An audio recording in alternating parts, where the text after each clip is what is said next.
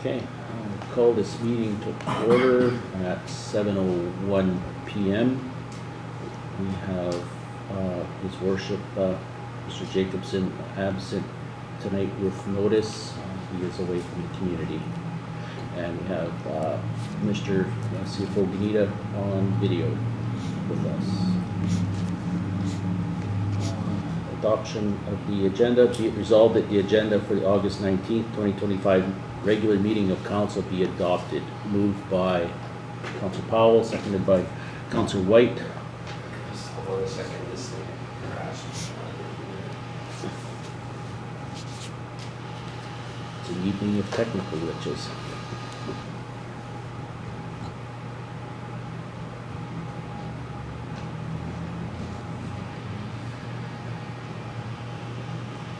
Jacob, things are usually wasting years when we're trust him. Here's this crash that what's happened. So we have a Teams link for our chief financial officer. Okay. So of course, since a computer crashes. Yeah.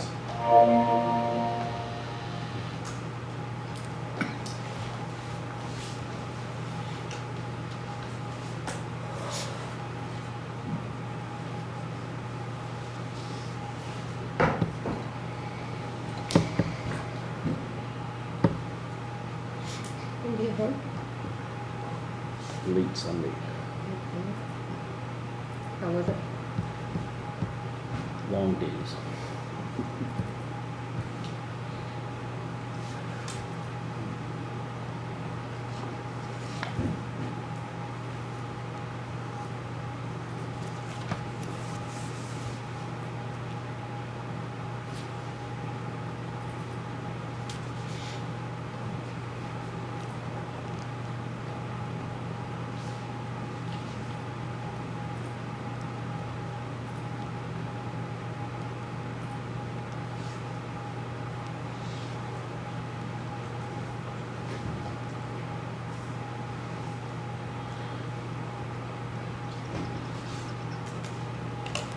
Of course, when you're waiting for it, that's when it seems the slowest.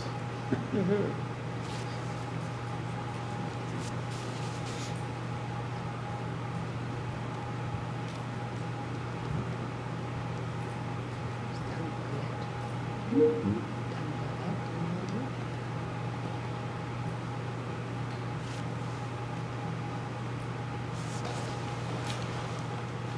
Sorry about that, CFO Benita, we had a technical glitch. You can hear us now? Yes. Sorry about that, everywhere. Okay, so we have be it resolved that the agenda for August 19th, 2025 regular meeting of council be adopted. That was moved by Councillor Powell, seconded by Councillor Whyte. Any discussion to the agenda? We have not a full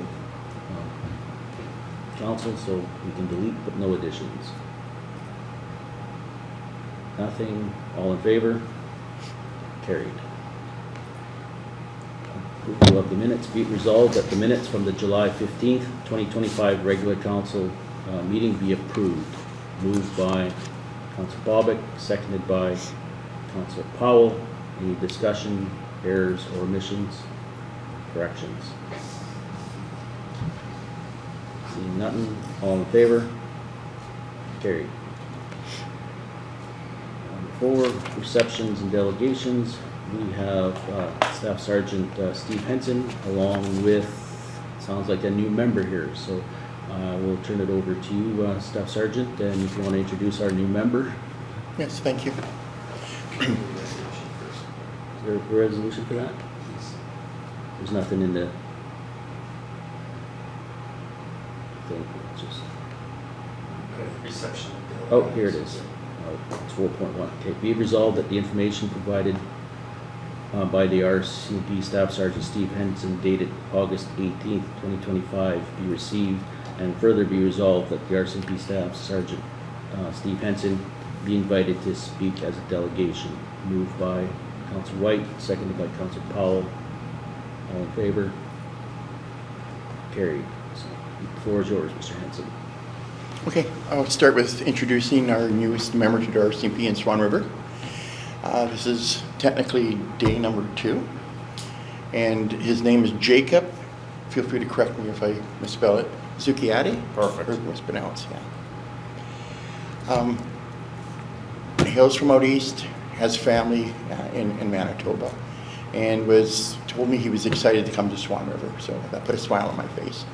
Simply because he's from the east, he doesn't know the community, but he does, I guess. Because he checked into it because he knows people who've been here several times into the province. I'll start with RCMP Municipal Quarterly Report. We have objectives, priorities, and goals for 2025. There's 4, and each of them has 2 subcategories per, so a total of 8.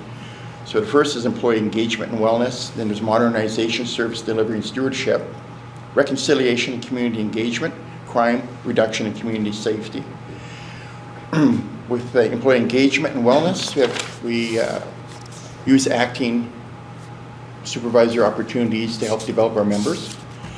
And we had Constable Cole Platnick in the acting assignment, as well as Constable Russell Marshall in the acting assignment. Cole Platnick's now a corporal. He's taken over the town municipal corporal role. And we also have a senior constable who has been assisting us with file reviews and reviewing court packages and PRDs and ARDs, which are paperwork when we have sudden deaths. Pretty important that we have the right people reviewing them. And then our next initiative there is also with the training and other development opportunities, as we had a member trained to be a basic firearms instructor. And then we had our annual firearms qualifications for assorted detachment members. We also had a full carbine for one of our constables. We had a block training, and we had the body-worn camera training to whole detachment and supervisor. And we also had our 2-month meeting with one of our cadets who's now at the 4-month. For modernization, service delivery, and stewardship, we deal with internal communication. We had 1 detachment meeting, and we had 3 other internal meetings. For external communication, we had a Town of Swan River meeting. We had community safety and wellness planning committee, community practice meeting. We had child abuse committee meeting.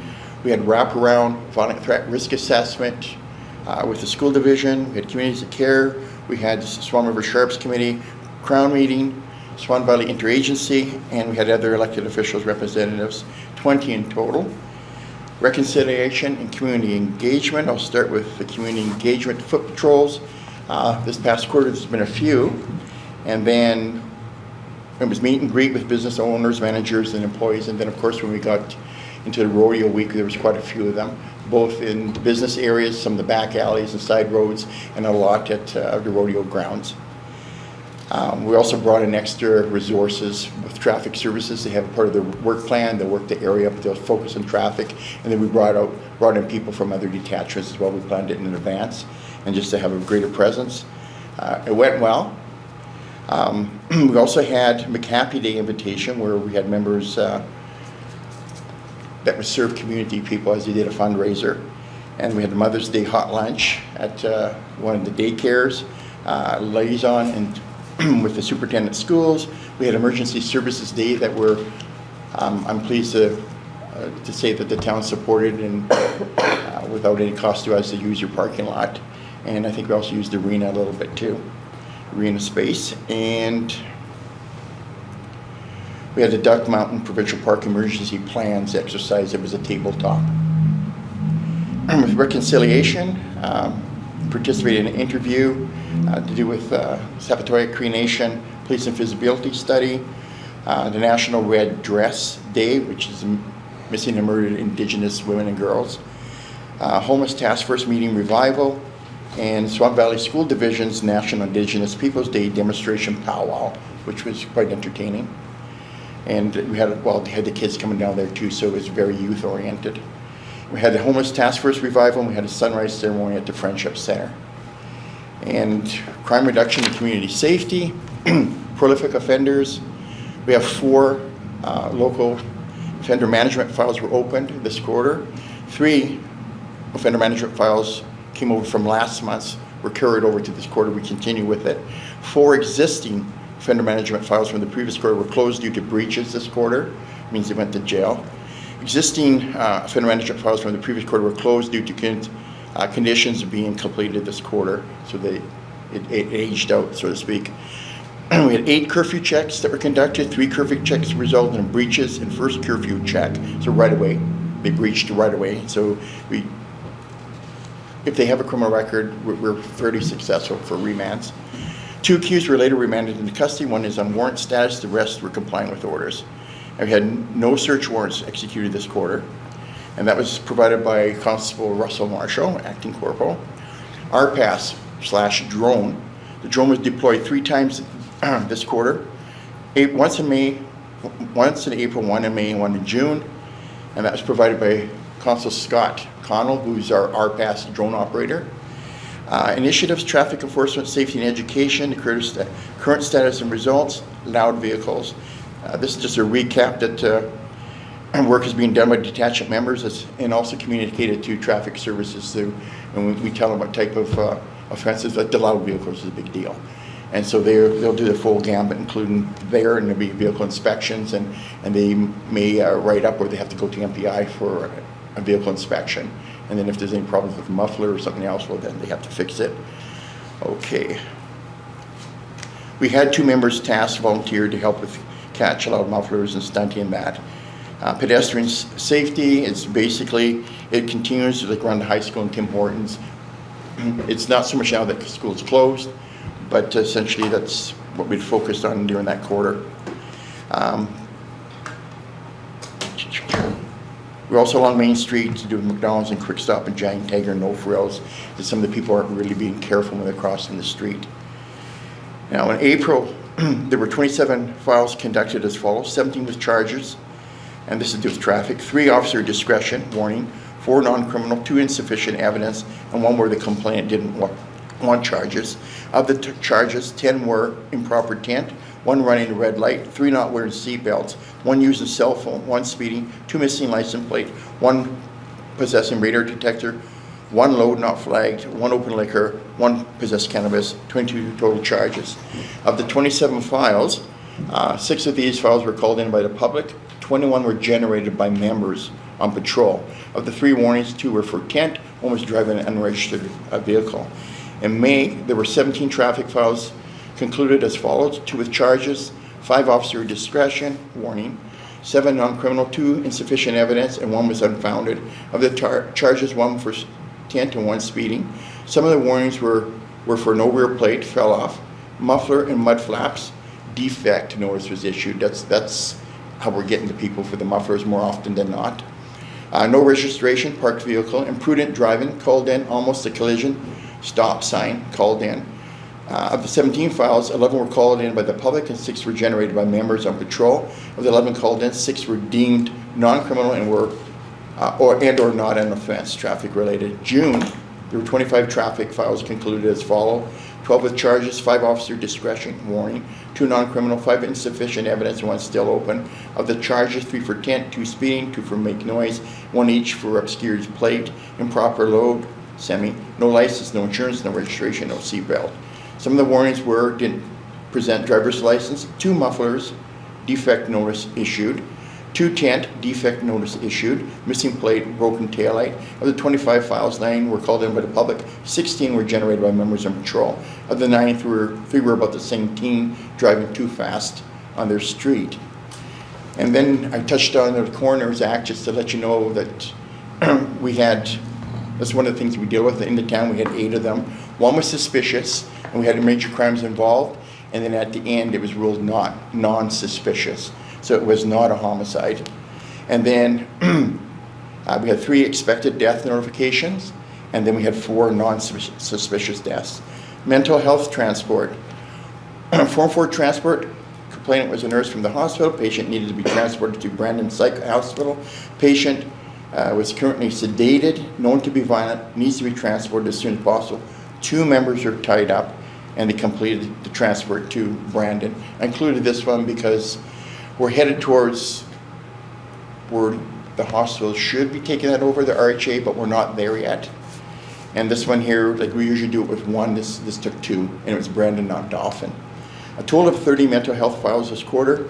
Total of 6 mental health patients transported to Dauphin this quarter. 1 member per transport for those. Break and enter, I just got little summaries of different things, cross-section of some things that happened. We had a break and enter residence. Report of a home invasion initially, but it wasn't as we got to investigation done by an unknown male who had an axe. Immediate patrol was made. Shortly thereafter, a statement was obtained from the complainant. Complainant said that they were home alone when they heard someone come into the house. They saw a male sitting on a dining room chair. The male wouldn't give his name, but said he was there for a non-resident, somebody else. And that male was told to leave. He agreed to leave. And as he packed up his backpack, the complainant saw that there was an axe there as well. So that caused some concern.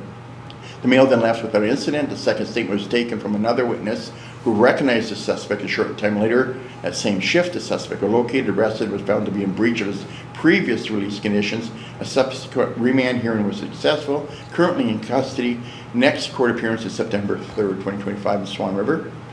Weapons complaint. Police were advised by complainant that his nephew had assaulted him with bear spray while pulling a machete on him inside the complainant's own residence. Complainant was taken to the hospital with minor injuries. Members attended, but suspect was gone. 2 days later, the suspect was located and arrested. Remand denied by the Crown.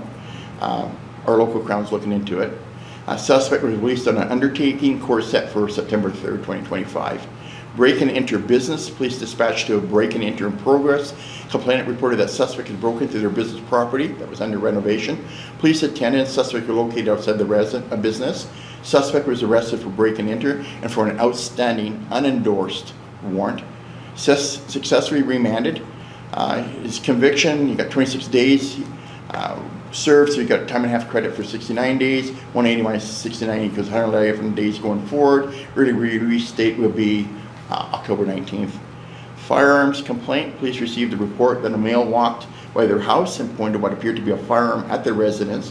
The male appeared to be intoxicated as he was staggering as he walked. Patrols were negative. The drone was brought out. Male was then identified to police. Located and an arrest was made. Gun was a toy. Northwest, our firearms experts, was consulted looking at possibly possession of weapon for a dangerous purpose and common nuisance, endanger life. Court package is for pre-charge approval by the Crown. I made a note here that Manitoba Justice Community Safety has been liaison with the Swan River Detachment. That's fairly recent. We hear from them from time to time. They have a different mandate than us, but they're a good partner. During quarter 1, April 1st to 2025 to June 30th, 2025, the estimated value of RCMP specialized units assisting the Swan River Municipal Detachment is estimated to be $16,863. The units assisting during this quarter included Major Crimes, Police Dog Service, and our Northwest Firearms people. That cost is not billed to the town of Swan River. And then got a little table there giving a comparison of stats, third quarter 2025 versus third quarter, this first quarter. In 2024, well, it's a little higher last year during this time period. And essentially, the urban was also a little higher than this year at the first quarter, April, May, June. So, Mr. Henson, in that chart, from looking like from last year to this year, with the year to date, it seems like there's a decrease in the urban, the rural, or the town, I should say. There has been some decreases in some of the things that we've listed, yes. Yeah, and that, like, you went from like 1961 last year, so year to date, to 1597. But then the rural seems to be holding almost steady from 1034 to 1005. Yeah. So, I just wanted to make sure I was reading that right. Yeah, and the total, and it's talking about the first quarter. Now, if you include July, we're at 2014 for the town.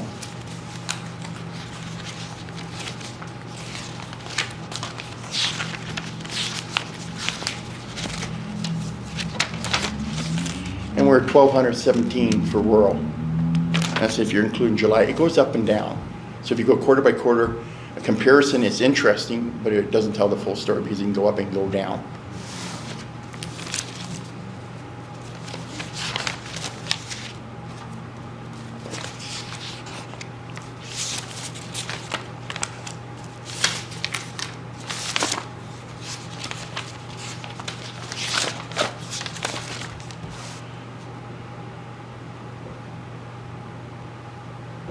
Okay, meetings held within the municipality. Do the school stuff when school's in. And COPP, Manitoba's Bozeman and Swan Valley, community mobilization, Crown meetings, communities that care, the Sharps Committee, interagency, and employee and member wellness sessions. I've got the overall resources tabulated here. With hard vacancies, we're down 1 on the municipal side.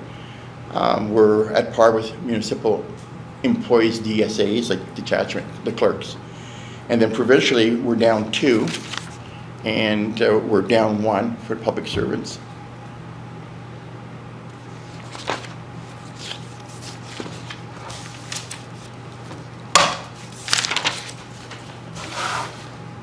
Okay, looking at 2024 provincial traffic in the town, and 2025 provincial traffic.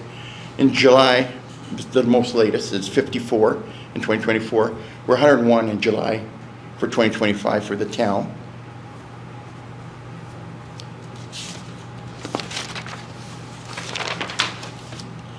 And then theft under $5,000. 2024 is 64. And in 2025, we're at 24. And the mischief, 2024, we're at 74. And we're at 55. And the changes with those ones would be who's in the area and who's not. And one of the years we recall that we went off charge with mischief, and it's related 60% to one person, and then eventually we got him out of the area. And it wasn't jail this time, it was basically getting the help he needed. He had mental health issues, and he's still out of the area, but I hear he's doing well. Do you have any specific questions? Any questions from council to CEO Tewnion? Yeah, I just want to clarify staff, because I'm making notes here. Yes. Deputy Mayor Moriaux asked about stat comparisons. And I believe he came back and said the stats are significantly reduced. Does that mean it's not as busy, or what is it you're saying there? What's that again, sorry, Will? So he was asking you about the stats, and you referred to the stats, and I actually didn't quite follow what you're saying. So are you saying stats are down from last year? I'm saying it goes up and down, and we won't really know until we get through the fiscal year. Because I've noted variations before, and it seems to be more meaningful when we go to certain offenses, at least to me. And the ones that we did look at, that we were down a little bit. But, yeah.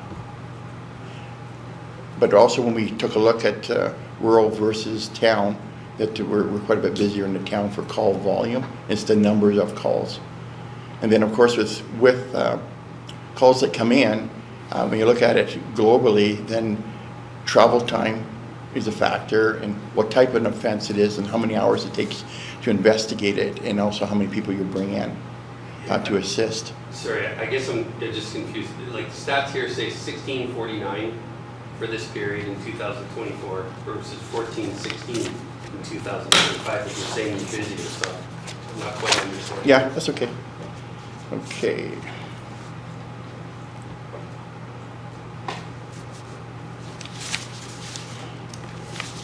What were the numbers again, so I can go directly to it, because I have three Page different 7 charts. of your quarterly report, Okay, I'm on page 7. Yeah. top of the page, to calls for service. Yes. Yeah, so the calls for service this quarter in 2024. Yeah, it's down for the town. Yeah, that's what I was wondering, because you just said that you're actually busier and there's more calls. Did you not? When I said busier, I meant compared to rural. I'm sorry. Yeah, I think that's maybe where council gets a little confused, because I appreciate it's an amalgamated detachment. They're here wanting to know about the town of Swan River and where they're paying for the police service. Right. So that's where we're trying to get a clear picture, I think, or council's trying to get a clear picture.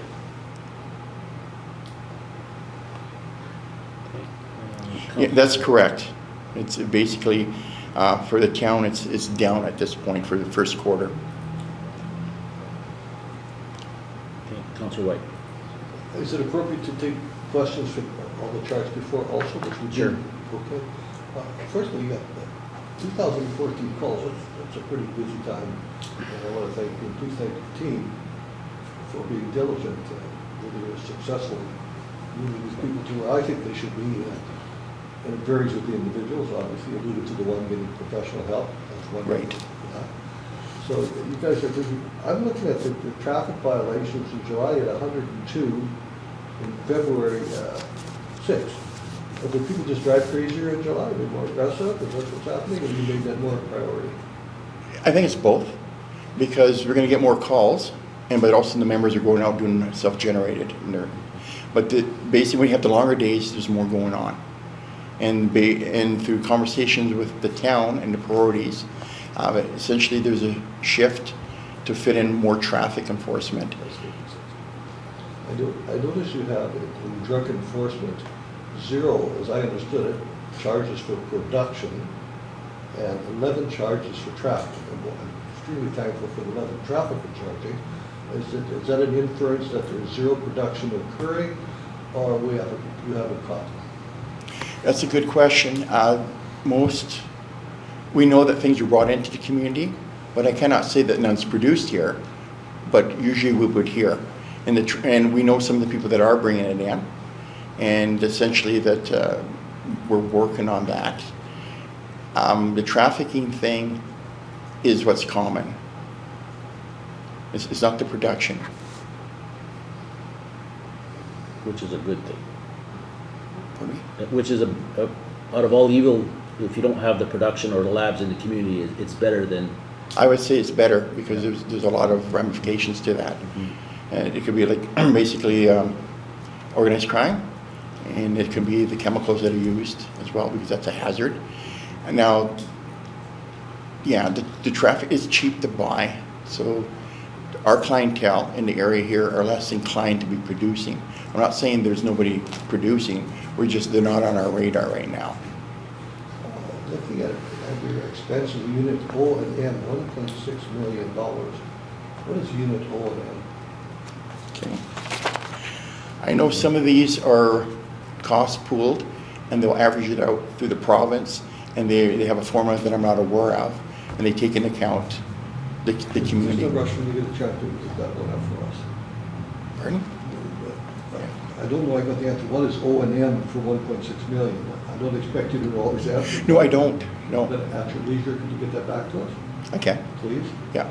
And Sharps meetings, you attend the Sharps meetings, Councillor Powell and I used to, but say at that time, it can change. I felt they were absolutely unproductive. They came and threw some donuts on the table, came late, left early. You and I went and picked up Sharps a couple of times. A big change. Is there something that makes you optimistic that handing out 500,000 needles in 1 year, I haven't got the latest Okay. My meetings have been virtual, and basically it's some different people than you and I were meeting with as far as coordinating. Yeah. And the other thing is, for me, I want to keep my toe in the door and to see what's happening, because it impacts the community. I know that there's different views on this in general. I work for policing, RCMP, and essentially that we're about going after traffickers, drug traffickers. The needle thing is originally was brought in here because of Health Canada, originally extra money, a number of years ago because of uptick in HIV and AIDS. And then essentially I also know that part of it is to reduce the hospital costs. And how successful, I don't have the numbers, but that's what I've been told. And to save money, because if you have somebody that's addicted to IV drug use, if they don't, a lot of them don't look after themselves because they're not in a proper state, and then they get infections, and they wait for 6 or 8 weeks too long, and then it costs a lot of money. They have to be hospitalized, the medication, the doctors, the nurses, the space in the hospital, it costs a lot of money. So I believe government's looking at that as well as other things. The thing about the needles program, there's two sides that I'm aware of. You have the harm reduction, then you have the RHA. And I don't think harm reduction is handing out any needles. I think it's probably the RHA. And part of the harm reduction when you and I were going to it, is that was one part of it was the needles. but we also want a treatment and rehabilitation, and that has stalled. And what I'm told too, that even Winnipeg doesn't have, it's hard to get in, they just don't have enough. And to get what we need would be a lot of federal and provincial money, I am sure. And this is beyond me because I'm not versed in this. It's certainly something I think council would like to know, like we did in the community, we're given 1 million needles in 3 years, not counting this year. And I'm not sure how to find out who has the number for this year, but I guess that's to some degree that's our job. We also alluded to having meetings with COPP. Is COPP still active in our community? In our community here, they haven't had a recent meeting, but they're still filing reports, and they're still active on their WhatsApp. And essentially, we have both Swan Valley, COPP, which is really Swan River, and then we have Minnetonka's Bozeman COPP, and they have separate WhatsApps. And essentially, that Minnetonka's is very busy. Minnetonka's Bozeman, they're active. They have regular meetings. I think we're between coordinators, and essentially with COPP and other like agencies, they can have peaks and valleys, and essentially it's not dead, but hopefully within the next weeks and months that we get somebody that's to be the coordinator, and then we have people helping for the administration. Do you have any idea how many active members of Swan River COPP are participating, and generally how often they're going out, if they are at all? I would say they go out daily, and we can see them on the WhatsApp. How many there are, I don't know, because there hasn't been a meeting recently. I can ask and I can find out. And with Where's the new leader coming from? what's that again? You say there's new leadership coming, who's in charge? Well, we don't know. They need new leadership, and essentially that the person they had as the interim chair, if you like, stepped down, and then essentially that we're still getting some reports on that, but we don't have the proper leadership in place just yet. The RCMP, we'll help them facilitate, but we don't run it.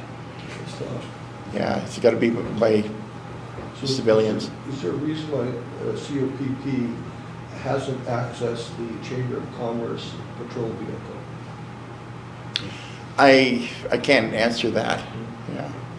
Okay, sir. Councillor Whyte, if you recall, we discussed that last committee of the whole, and I've reached out to the provincial coordinator. I'm very aware of the Bob, I just wondering what his relationship was. Okay.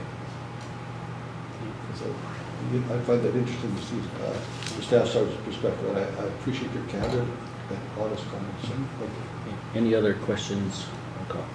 CEO Tewnion. Deputy Mayor, if council can indulge me, just 2 more questions. Sure. Because Sure. I get asked these things, it's hard for me to answer. So we've had some ratepayers who are concerned. I mean, I know the police do great work, but sometimes I wonder if it's not sold enough. I know in times past there was policies where complainants are notified before a file is concluded. And often I hear people saying, well, I just called the police and I have no idea what happened. So I'm just wondering if you could explain to council what the process is with that now? It's the same. Basically, with the notification, if that's not happening, then I need to know about that. It's not happening. Well, I can tell you though, there's been a couple of them that I looked into, and it was done. They were just unhappy. But then there's also other times that it could very well be that there isn't the level of communication we would like. Like, what type of calls were these? Do you recall? Like, were they? Well, just, again, I don't have an ability to verify the facts. I'm going on what's brought to my attention. Okay. I just know of, Okay, the for better. example, Go ahead. I would have some detachments that have a policy saying before a supervisor concludes the file, they have to confirm that the complainant was notified. I'm just wondering if that is still in place, and if it's not, then maybe that explains why. Maybe some files don't seem as important. Maybe, I don't know. I just know that I've dealt with a couple of instances where people are saying, well, I just call and I never hear anything back. So I don't have specifics. I'm just asking in general if that's a requirement before a file is concluded, because Yeah.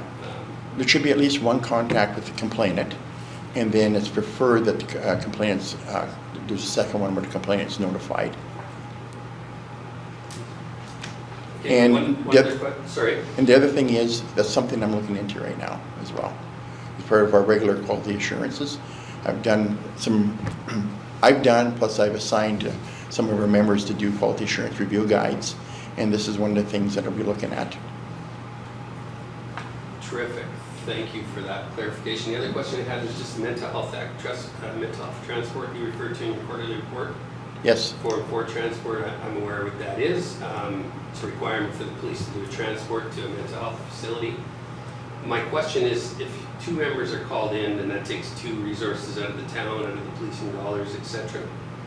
Is there any sort of, I mean, we have a hospital in town, which could have people from the rural area in it, anything like that. Is there any sort of strategy involved to ensure that the proper people are paying for those policing costs? if we pick them up, and then it's from the area, but if they're already at the hospital, and then it's the hospital's call, Yeah. and they could even be a patient. We asked that question before in the feedback. It's like if the call originates in the building, it's like if it's in rural, it's a bit rural. If it's in the facility, then it's a town billable hours. So the overtime that's injured, even though, say EMS picked up that patient outside our community and brought them to the facility, and then it's a Form 4 beyond from the facility to another location, from the RCMP's point of view, that call is originated within the town of Swan River, and that's a billable to the town of Swan River, even though that maybe root cause or root origin is not the town. So that was a couple years ago, we asked that question, and we started ringing that one up the flagpole, and wasn't getting much traction. It's also one I like to report on because it taps into resources no matter how you look at it. Mm-hmm. And there has been a small change in the legislation, but not strong enough, that suggests that the RHA should have their own people doing the transport. And then with this one with the Brandon, all the way to Brandon, tied up 2 people, I had some discussion with my superiors on that because it caused me great concern. I really want to know what's happening elsewhere. Where are we right now with the legislation or things with the RHA for the changes? We're still in an uphill sort of thing, but I've pushed back on occasion when we've had, not recently, but in memory that we had a geriatric patient that had been with them for 3 months, and then they were formed, so they had transportation to Brandon for geriatric assessment. And that was wrong. We had good managers at the hospital. I talked to them, and there was good communication to the doctors and whatnot. I won't go into too much more because it's really conversations between myself and the hospital. Yeah. But essentially, that my view is these mental health people are patients. We're set up to have criminals in the back, people that have been violent, or there's a possibility, or we arrested them under the criminal code, and they put them into police car. If you have somebody for mental health assessment, it should, in my view, it should be medical people transporting them, not police. And further, I have a concern that if you have somebody that's heavily sedated because they're violent, and we have them in our police vehicle, something happens, we don't have the medical people, then there's an inquiry. Then what happens? That's not good. Councillor Bobick, you had a question? Yeah, just going back to COPP, I've been approached by 3 COP members that pretty much blatantly said it's non-existent. So I guess my theory is, how do we get this started again? So is there anything the RCMP can do, is there anything this council can do to start the COP and get them out there on the streets again? Their biggest concern were their vehicles. They did not want to use their own vehicles. They felt unsafe by using them. So I know the town has invested some money in the vehicle. I think it's a golden opportunity, but I'm just trying to ask, where do we go with that? And with our CAO getting in contact, I'm thinking some answers will come from there. But at the same time, is there something the RCMP can do to fire this up again? That's on my mind as well. And essentially, what I'm going to do is I'm going to contact people and see if there is something further. The problem is I can't tell somebody you got to come you got to recruit them. There has been recruiting happening. We did have somebody for a while, but then it got to be too much. And basically, we need people to share the administration. And so, because there are volunteers, they don't get paid for this. And essentially that if they join up, they're usually there just to do the patrols and do the reports. So would that be something council can look at as recruiting too? If you know an individual that would fit the criteria of that, would that be something we should approach them and say? That's not a bad idea. It has to be recruited. COPP has to be involved, but if you're acting as a catalyst, I can't see that being anything other than a good thing. Okay. And if you have a name and you want to flip it to me by email or however through Will, And again, then I would it's welcome it. fine. Yeah. If you There is guys, some very good people on COPP that want to get out there, and Yeah. they just feel that there's nothing happening, and they're just sitting there waiting. okay. Feel free to communicate with me and then we can kind of go Okay. back and Will forth. do. Because I really don't want this to die. Yeah, exactly. Yeah, it's important. And it's also important that the community members have the opportunity where they can be involved in a different way because it means something. And then the other thing too is make sure that it's meaningful for them once we've got them recruited. And then have those meetings. So we have, because we dealt with that at different times when we had the meetings. And then we'd have things that they would say, we'd discuss. And then I would bring different people from my office as well. And we'd have a pretty open forum. It was pretty good. But we've lost traction. And I welcome anything and any ideas that you can think of to get this thing going again better than it is because it's not doing well. Yeah, exactly. Okay, thank you. Okay. Do you have anything? Okay, thank you very much, Staff Sergeant Henson, for coming and having the discussion with us Okay. tonight. And, Bobick, you got one more? Yeah, just, it basically, when council talks RCMP, it basically boils down to money. I'm sorry to say it, but that's we're collecting taxes to pay for things. So is there like a ledger or something you have that you put so many hours in and this is what the bill is, and so many people were in this town? That would be Operation Strategies Branch, is Okay. above my pay grade. Okay. And I've responded with some stuff in the past, but I had pushback. Oh, okay. And essentially that I'm stepping out of my lane. I'm not saying that the bill isn't right, but I mean, it's just, But the thing is too, though, don't be afraid to have things channeled to me, and then I'll channel it further. And if there's certain questions, maybe we can bring information to you that I'm not aware of, because I'm certainly more than happy to ask. okay. Thank you. Thank you. Councilor Powell, you got one now? No, I'm just gonna say thanks for this. It was a very informative presentation, and I think we got a lot from it for sure. And thank you so much. Last time. Well, I do believe the town has got a little quieter. I honestly do believe. Yeah, that's good. But I mean, at the same time, I do think things have helped. So it's a work in progress. Yeah. But I do believe it's helped. And I definitely appreciate communication from Mayor and Council. Okay, thank you for your presentation. Welcome to Swan Thank River. you. Pleasure to meet you all, councilors, mayor. Yes. Thank you. And don't be going anywhere anytime soon. I'm not. I'm here for a while. Cool, Good. okay. Good. Good Thank to you hear. very much. Thank you very much. Thank you. Thank you. Thanks. Hey, Very nice to meet you. I'll see you all around. Have a good night. On those foot patrols. Yeah, have a good night. Good night. so, okay, section 6, communication, 6.1. Be it resolved that the email dated July 21st, 2025, and accompanying guide from Staff Sergeant Steve Henson in the response to Councillor Whyte's request for information regarding e-bike restrictions be received. Moved by Councillor Whyte, seconded by Councillor Powell. Discussion, Councillor Whyte.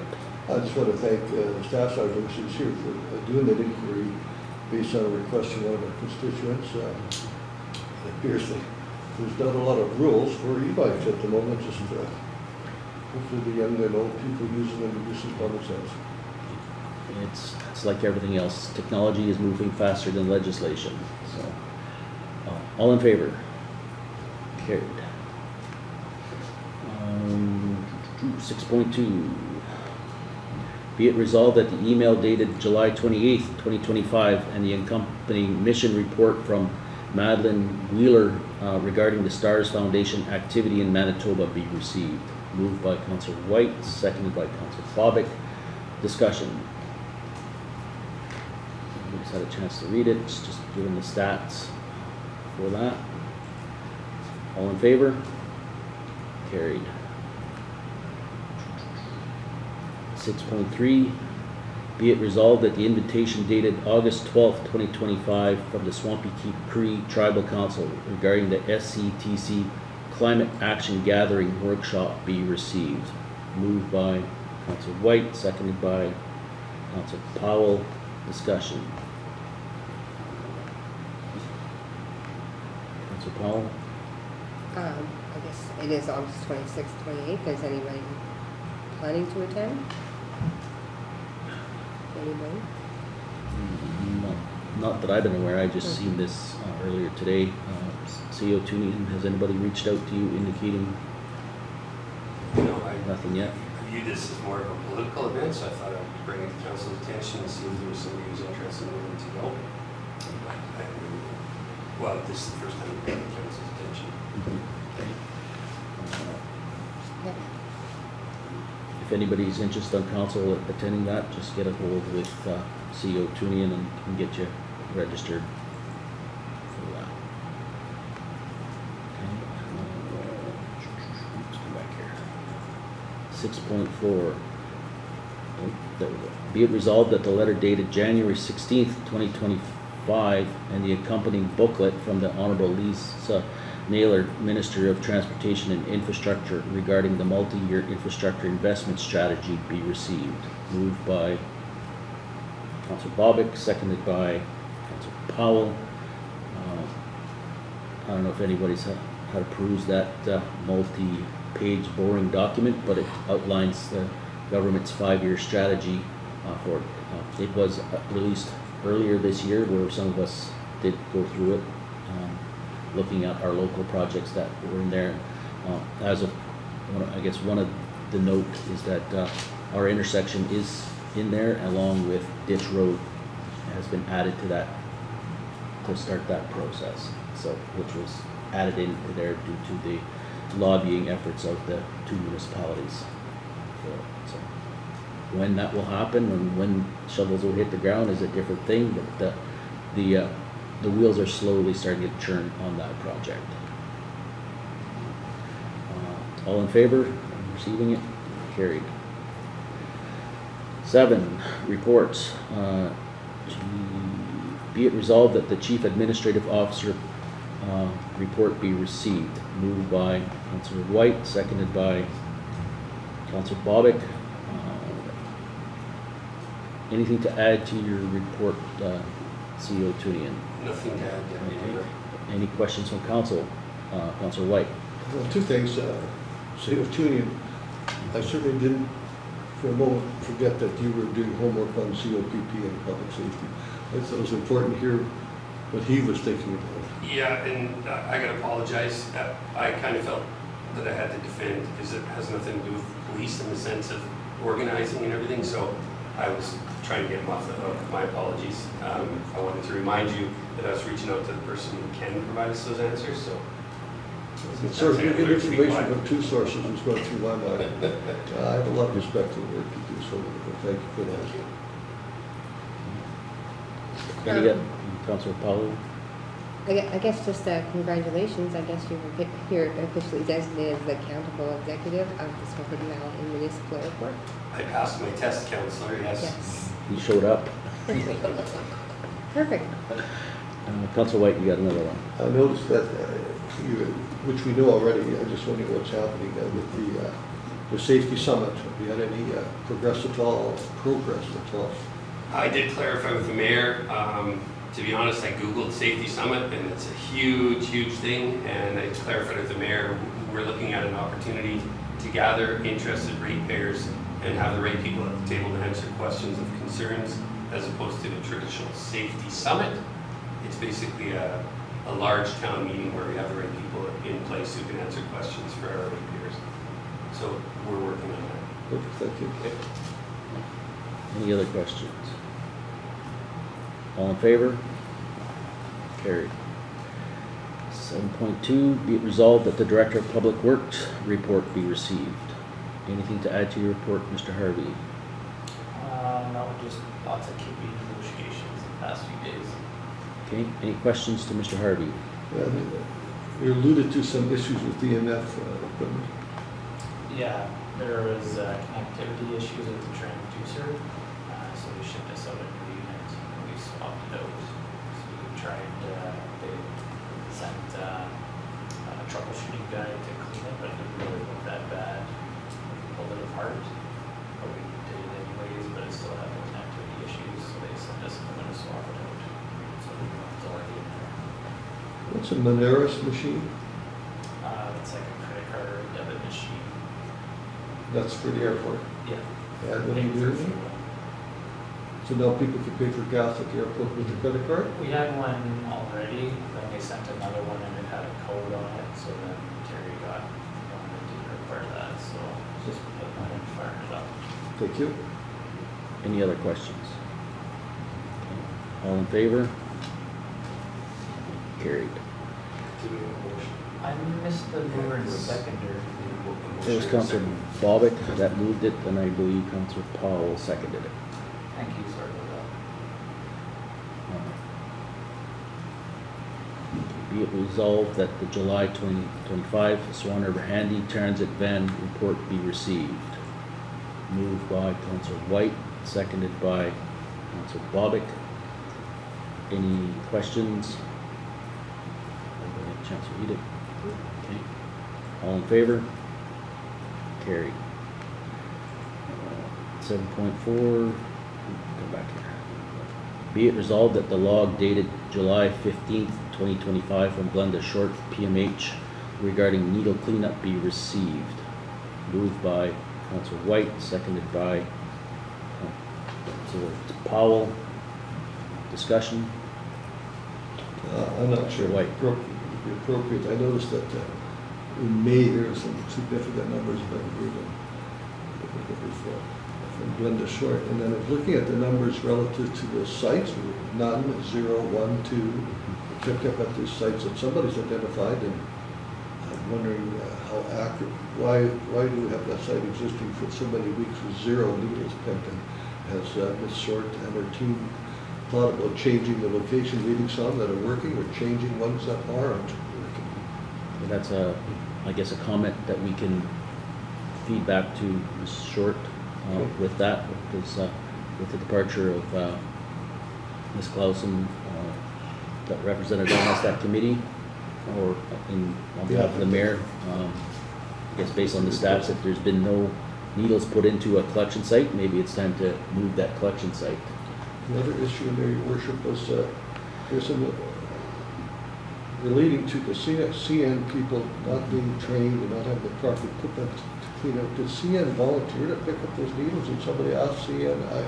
It was quite ambiguous for me. Their PMH, from what I can understand, is requesting CN staff to pick up the needles on their property, and CN staff or supervisors pushing back. Thank you. And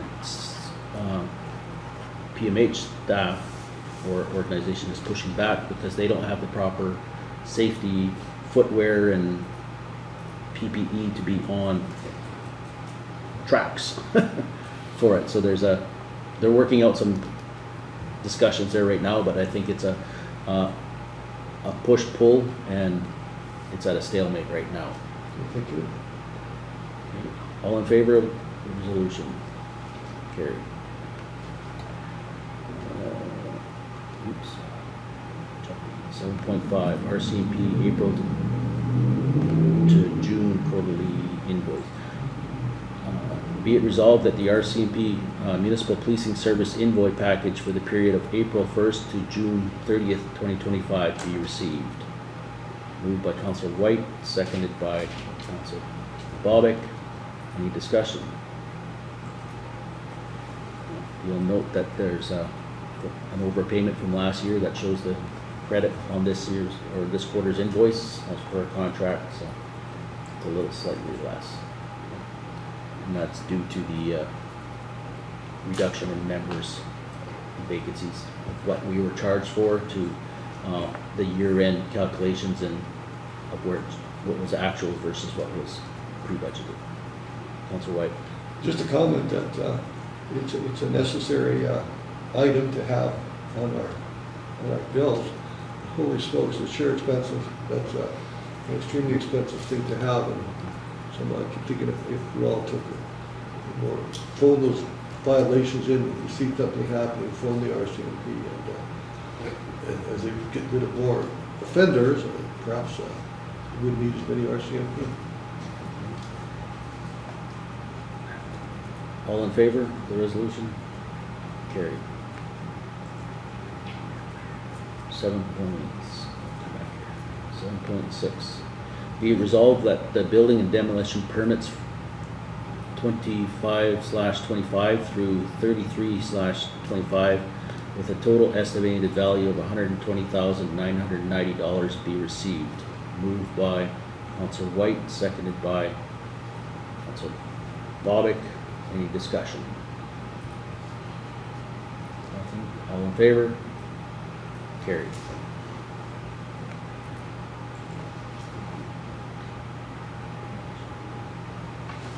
Some council reports.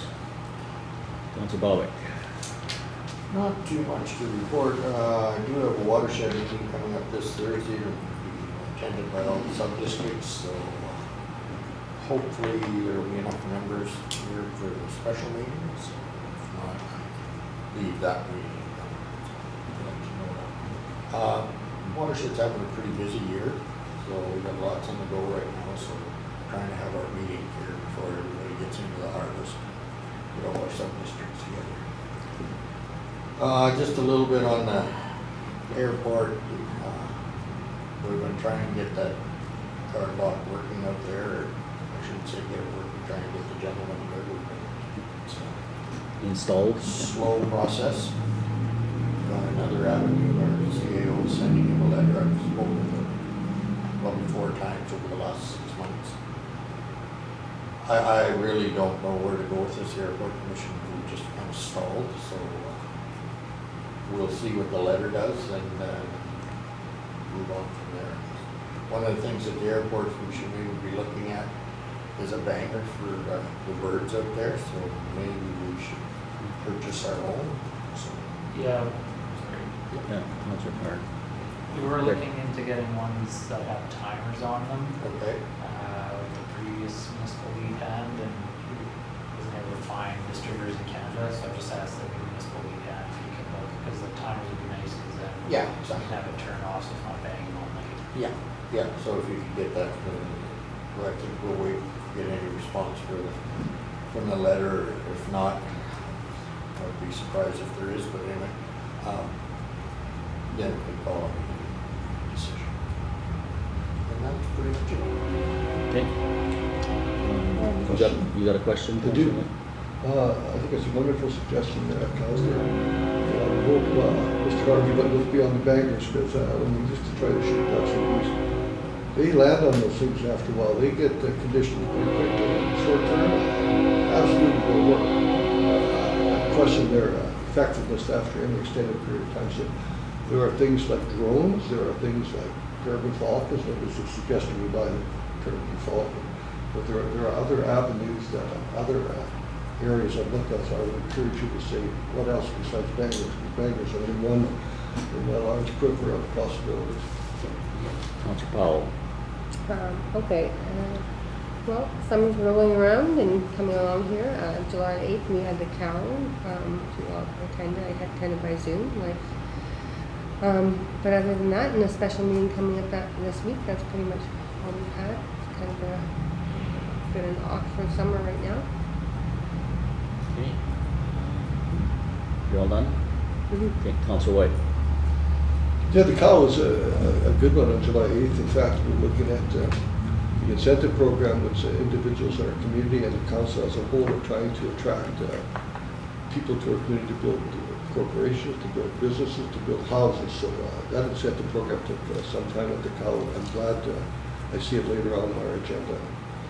On July the 17th, the medical service team met, looking at where we can go and what we can do, what our plans are relative to doing a better job or doing a decent job.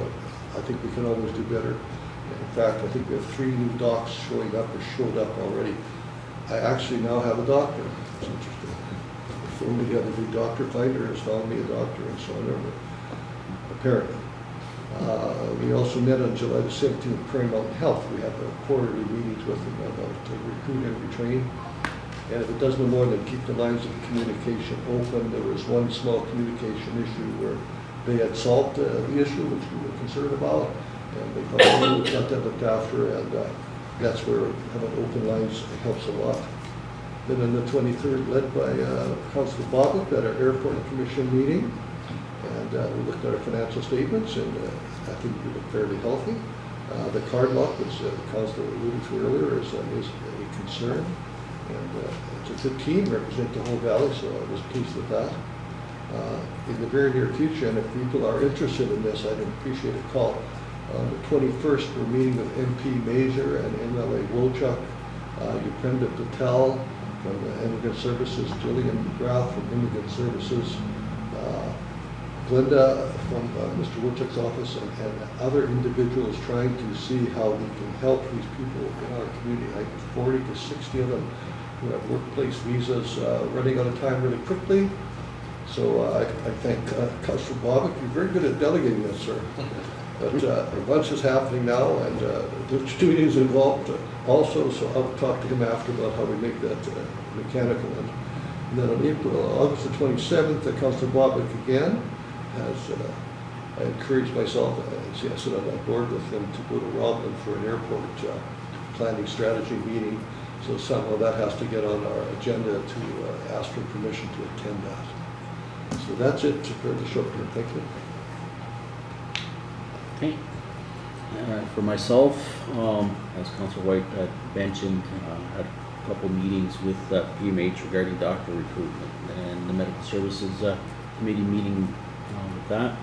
And then the remainder of time with endless hours with admin staff, with prepping for union negotiations, then a labor management meeting in there, going in for entertainment purposes with it. And then the last couple of days we've been in round 2 or second meetings with the union on union negotiations, and I'll have an update for council of where we're at and the report on that in camera later on. And then last night the planning district attempted to have a meeting, but there wasn't quorum, so we're trying to figure out how to have another type of meeting or virtual type meeting where we can have a quorum to have our audited financial statements presented and passed for the municipalities so that they can continue on with their audited statements. So once again, that's where it's disappointing where people indicate they are going to show up to the meeting but don't show up, and we go from there. And that's all I've had at this point. Section 8, new business. 8.1, be it resolved that the Swan Valley Historical Museum Incorporated and the Harley House Swan Valley Historical Museum Incorporated compile financial information for the year ended December 31st, 2024 be received. Moved by Councillor Bobick, seconded by Councillor Whyte. Any discussion? We're just receiving them anyway. All in favor? Carried. 8.2, be it resolved that the Swan Valley Municipal Airport Commission audited financial statements for the year ended December 31st, 2024 be received. Moved by Councillor Whyte, seconded by Councillor Bobick. Discussion. To the standard, all there. Councillor Powell, you got a question? No. Okay. All in favor? Carried. 8.3, be it resolved that the Northwest Regional Library audited financial statements for the year end December 31st, 2024 be received. Moved by Councillor Powell, seconded by Councillor Bobick. Discussion. Again, looks pretty standard, Councillor. Mm-hmm. No comments? No. Okay. All in favor? Carried. All these statements have been reviewed with their auditors at their board level, and town is just receiving them as part of our memberships. So it looks like Mr. Ganita was pretty busy in rattling some sabers and getting his audited financial statements from the committees. Okay, whereas Rail Safety Week be held across Canada from September 15th to 21st, 2025, whereas 261 railway crossings and trespassing incidents occurred in Canada in 2024, resulting in 68 avoidable fatalities and 58 avoidable serious injuries, whereas educating and informing the public about rail safety, reminding that the public railway right-of-ways are private property, enhancing public awareness and the dangers associated with highway rail grade crossings, ensuring pedestrians and motorists are looking and listening while near railways, and obeying established traffic laws, will reduce the number of avoidable fatalities and injuries caused by incidents involving trains and citizens, and whereas Operation Lifesaver is the public/private partnership whose aim is to work with the public, rail industry, governments, indigenous communities, police services, media, and others to raise rail safety awareness. And whereas CN and Operation Lifesaver have requested City Council adopt this resolution in support of its ongoing efforts to raise awareness, save lives, prevent injuries in communities including our municipality. Therefore be it resolved that the town of Swan River support National Rail Safety Week to be held from September 15th to 21st, 2025. Moved by Councillor Powell, seconded by Councillor Whyte. Any discussion? All in favor? Carried.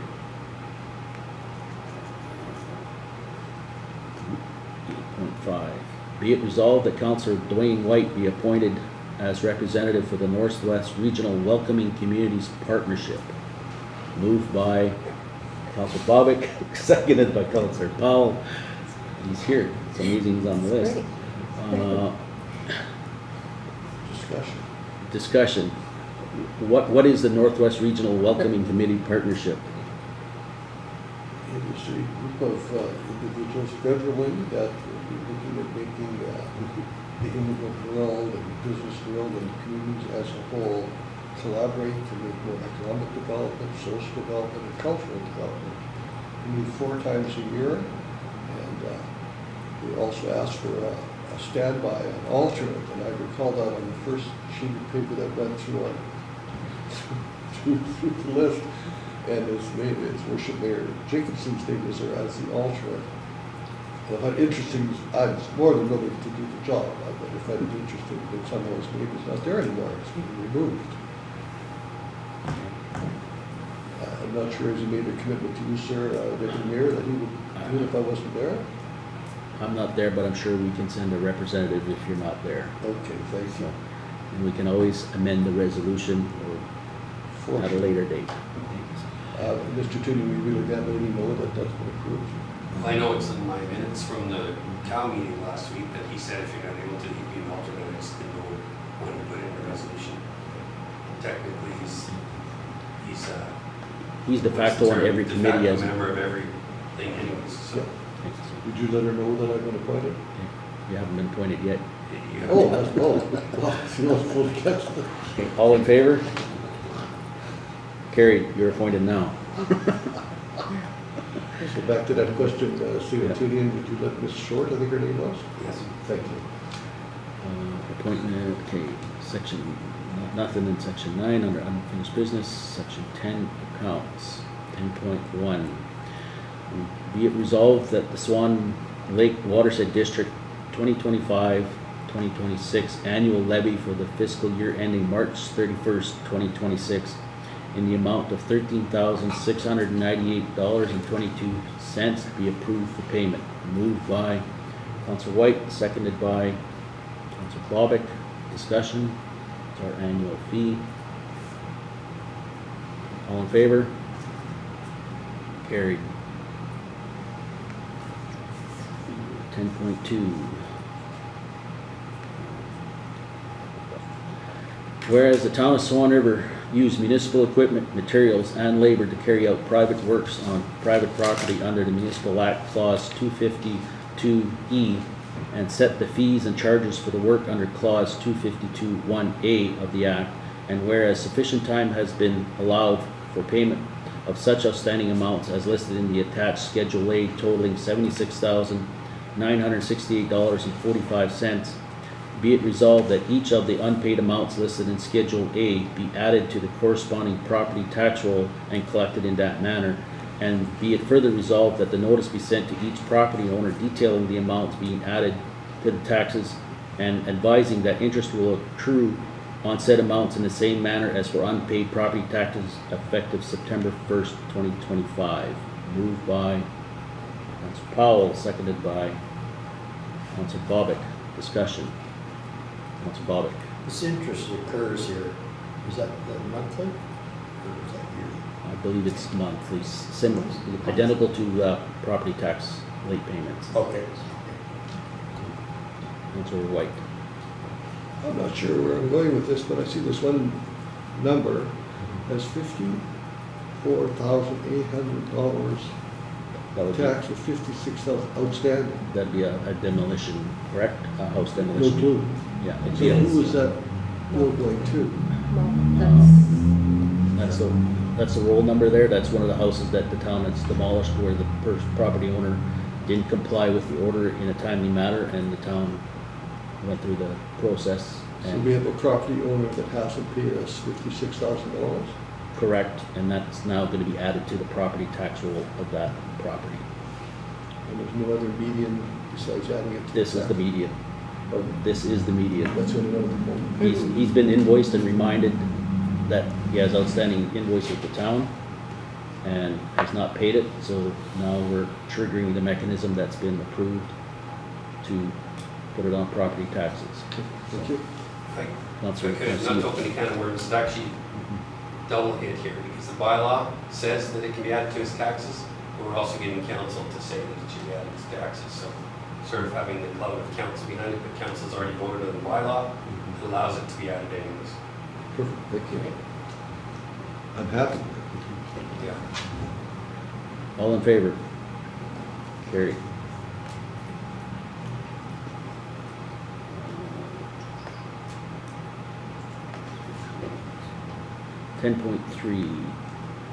Be it resolved that the following accounts be received. One, payroll account checks number P5578 to number P5580, and direct deposit payments totaling $137,944.29 as listed on Schedule A. Two, payroll account checks number P5581 to number P5583, and direct deposit payments totaling $136,215.86 as listed on Schedule B. And three, direct deposit payments totaling $112,000 for $48.97 as listed on Schedule C. Moved by Councillor Bobick, seconded by Councillor Powell. Discussion. Councillor Bobick. Check number 33101, Oh, this Morgan is- Security No, Networks. no, we're not there yet. This is the Oh, payroll. sorry. This is our payroll. That might be too, sorry. Okay, all in favor of paying payroll? Carried.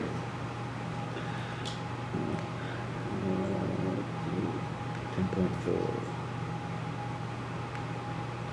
Be it resolved that the following accounts be approved for payment. One, general accounts check number 33081 to number 33169 totaling $641,672.40 as listed on Schedule A. Checks 33081 and 33101 have been voided. Two, direct deposit payments totaling $84,108.59 as listed on Schedule B.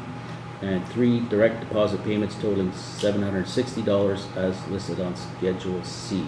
Moved by Councillor Bobick, seconded by Councillor Whyte. Discussion.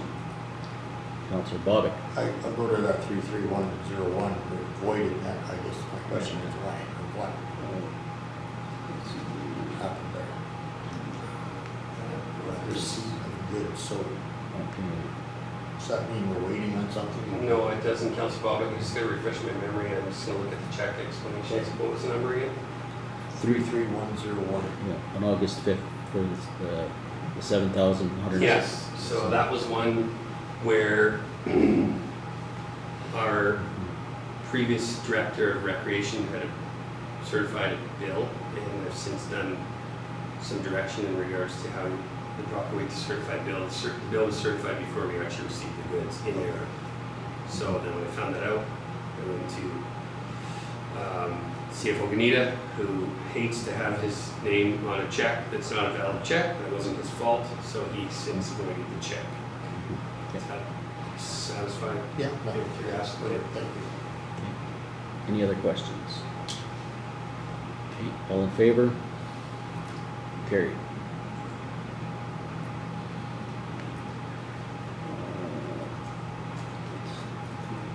11, bylaws. 11.1, be it resolved that bylaw number 7/2025, being a bylaw of the town of Swan River to establish a rate for the collection of residential waste and recycling material as a special service for the town of Swan River for the 2025 be read a second time. Moved by Councillor Bobick, seconded by Councillor Whyte. Any discussion? This is just, again, refresh memory, setting the rate for the special service levy for the garbage and recycling on the tax bills. All in favor? Carried.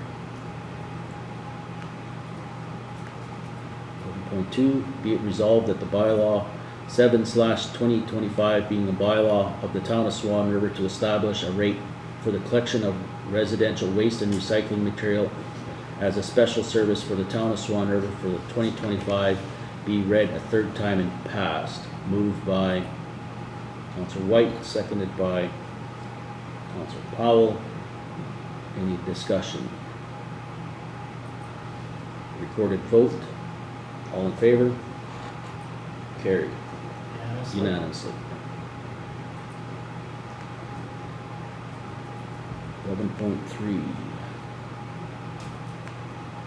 Be it resolved that bylaw number 14/2025 being a bylaw of the town of Swan River to establish a financial assistance program as an incentive for the development be read a second time. Moved by Councillor Whyte, seconded by Councillor Bobick. Discussion. Councillor Bobick. So at the last meeting, we had a discussion on what the repercussions of the incentive program are. I guess as council, has any of you ever figured out what this boils down to? Could you, have anybody figured out what, when you look at the incentive program, it's listed as 1 million, over 1 million, 2 million, stuff like that. Have you figured out what the repercussions of the money that won't be collected because of this bylaw? Councillor Whyte. I can't answer that question because it's such a hypothetical, you cannot determine what won't be collected, because what might happen if each year would change that number. What I can say, if we do have an incentive program that would encourage more development to come to our community, more industry, more homes, more economic development will only lead to better things for our community. So I'm 100% in favor of it. I personally don't have a problem with the incentive program, but I guess my question is, do you understand how do you vote on this when you don't know the financial repercussions? So in 3 years from now, when the town of Swan River would like to raise taxes, but you've done an incentive that doesn't collect any, how are you going to do that?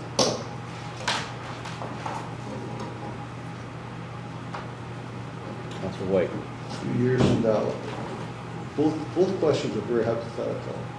One is the optimism, the positive one. In fact, we've had inquiries by people who want to develop, who want to build, who are definitely committed to making things happen. We've had no invitations to buy land that's been sitting vacant for a significant amount of time. So I'd rather go with people who want to build who will pay more taxes in the long run, will employ more people in the long run. So the way the incentive program is worded, it's 100% net. So that means they will not pay for police protection, they will not pay for snow removal, they will not pay for garbage collection in those matter of those years. So there is a cost to the towns. So that's what my question is, do you know the costs of this program or the repercussions of what not collected? Councillor Powell. I guess, I know we had this discussion, and I know we've talked about it, and know that, yes, I definitely want an incentive plan for anybody who wants to come to the town of Swan River and stuff, but I think this is something, and we have talked about this a bit, but I think it's something we do have to have a little more discussion on, and how do we, like, where do we find that out, Councillor Bobick? How do we? Well, I guess you can take the application and, or not the application, the package. Like it goes from 500 to $1 million, and then go to the top number and say, this is what it costs every year. This is it, this is it, and this, you know, use residential. So they get 3 years of tax-free. So that's what add up to this. You need to know every year what that's going to not be collected. I guess what I'm saying is, the way it reads is you're not, the service levies are included in that. So there is going to be a cost that you're doing for free. So why would it be fair to the rest of the ratepayers of the town of Swan River to subsidize somebody in garbage collection, police protection? And the idea behind that on the service levies was so that hospitals pay, schools pay, churches pay. Now there's going to be people that don't pay. And there's no income from any of those lots at the moment at all. So there's no loss. We have no loss because nothing's happening. Nobody owns it. We own it. I We're correct paying you, for it. there's going to be a loss because you're going to do services that aren't being paid. But at the moment, they are accruing zero income for us. If in fact for 3 years that person pays us, then he pays, or she pays proportionally more taxes until everything happens again. So I would take the risk of 3 empty lots, for example, accruing nothing, to over time getting all that money back in spades, because you'll pay more, because that building will be more taxable. Or buildings. There's a very large project going to be undertaken in the next 2 years here. If you ever sat down and calculated what that money came out to, the ratepayers of Town Swan River would do very well, and your taxes would be substantially subsidized by that collection. By not collecting that, you're not going to be subsidized. So, and that basically boils down to that we go voting against it.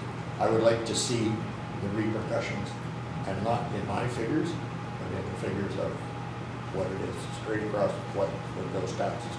What would you incur in that year, 2 years, 3 years, in all the different categories? So you can see what that will add up to. Anything new for discussion? Remind council that we do have an existing tax incentive bylaw that has similar. This is an enhanced one based on that, but there is an existing bylaw that has some of those. Okay, CEO Tewnion. I just want to say, I'm working out formalities because I know the way it's been done in the past, because we've had first reading already, this may be second reading right now. I do want to propose a change, and the change will be a notwithstanding clause. Basically, this would be repealing the current one, but notwithstanding that, any agreements established under the current one would continue to exist. Correct. Otherwise, you have a situation where someone would possibly have 1 more year if it's enacted, then 3 more years added on. And the other thing I was going to mention was, just for the record, we have 2 currently taking advantage of the incentive bylaw that we have in place right now. Call the question. All in favor? Against? It's tie. The resolution is defeated.